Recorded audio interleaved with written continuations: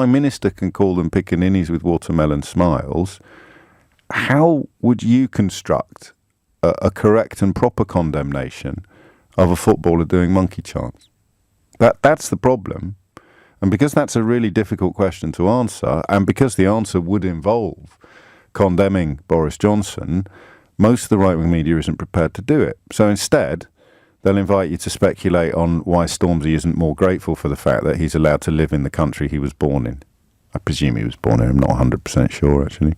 0345 60973. And of course, if he wasn't born here, well, that's it. Game over. Because that would put him in exactly the same category as Boris Johnson. Actually, I think Stormzy probably was born here, and Boris Johnson probably wasn't. So what does that say about double standards? If you are going to construct a condemnation of a football fan making monkey chants at a football player who is black, and he responds to you by saying, well, hang on a minute, the Prime Minister calls them piccaninnies with watermelon smiles. What's wrong with doing monkey chants? What would you say?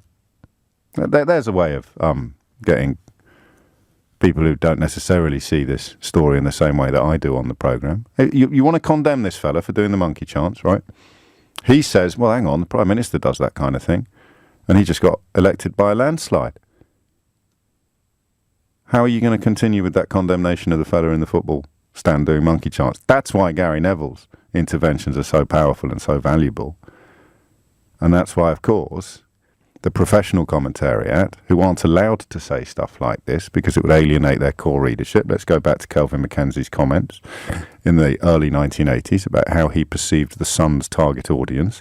You just don't understand the readers, do you, eh? He's the bloke you see in the pub, a right old fascist, wants to send the people of colour back, although that's not the word that Kelvin, the disgraced former editor of The Sun, employed. Well, by his poxy council house, he's afraid of the unions, afraid of the Russians. You see, some things can change. He's not afraid of the Russians anymore, he's positively cheering them. He hates the queers and the weirdos and the drug dealers. He doesn't want to hear about all that stuff, serious news. That's the attitude. That is precisely the attitude that's completely corrupted the culture of this country. But of course, if you're writing a column for The Sun, you can't say that. You've got to attack Gary Neville without really explaining why, or you've got to go after Stormzy without really being able to explain why. How can you tell that bloke in the football doing monkey chants at a black player that he's bang out of order if he responds by saying, well, hang on a minute, the Prime Minister calls women bank robbers and letterboxes. How come I'm getting gypped for comparing black people to monkeys? Just explain that to me. I'll give you the money myself.